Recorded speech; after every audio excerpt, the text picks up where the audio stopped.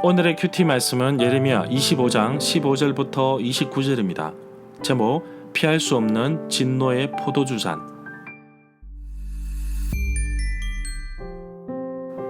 먼저 앞뒤 문맥을 살펴보겠습니다. 예레미야 24장의 배경은 열왕기하 24장 8절부터 17절의 말씀입니다.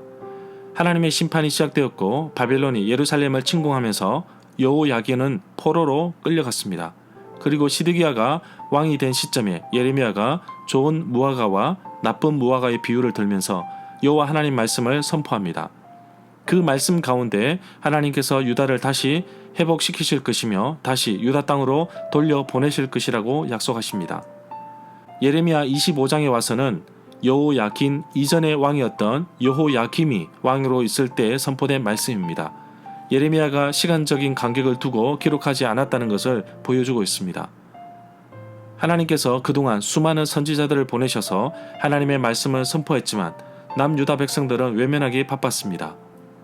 바벨론이 열국을 다 격파하고 새롭게 떠오를 시점에 예레미야를 통해서 하나님은 또다시 선포하십니다.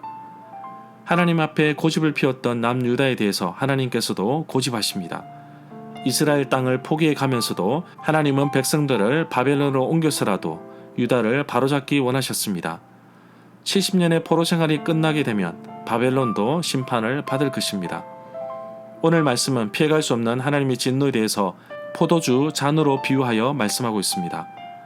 예루살렘과 남유다에 있는 지도자들에게도 그리고 주변에 있는 나라들과 바벨론까지 하나님께 불순종으로 나갔던 모든 자들을 향하여 하나님의 진노가 시작됩니다.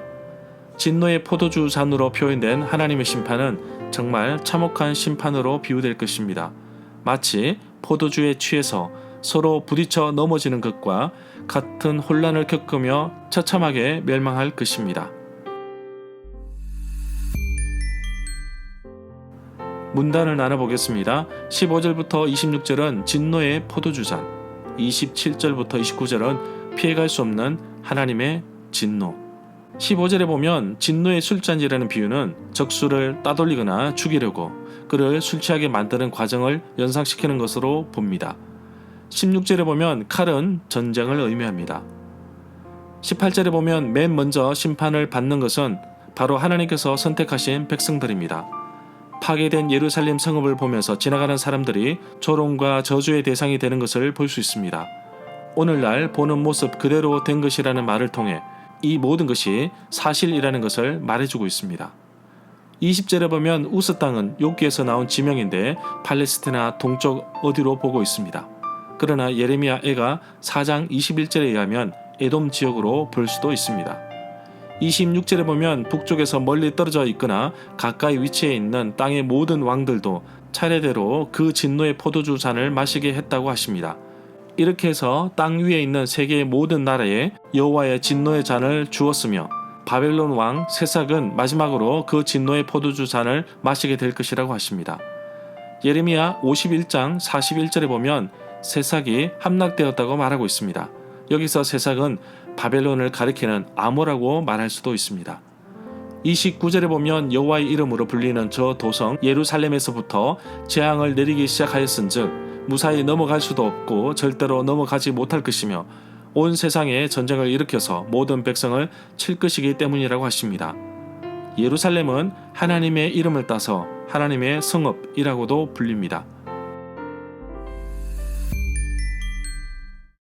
절마다 상세한 설명과 구절에서 그리고 핵심 내용과 중심 줄거리는 네이버 블로그에 올려져 있습니다. 내게 주시는 교훈입니다.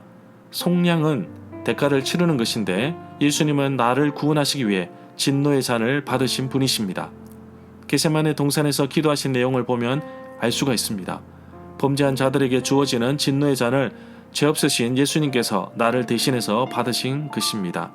이 얼마나 감사한 일인가요? 어떤 누구도 진노의 잔에서 피할 수는 없습니다.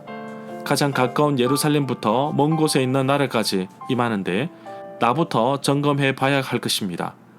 혹 내가 아직까지 죄악된 습관을 가지고 있지 않았는지, 만약에 하나님의 진노가 나에게 임한다면 그 즉시 영혼의 호흡을 통해 더러운 죄를 내뿜고 깨끗한 공기를 들이마시듯이 성령으로 가득 채워지기를 소망합니다.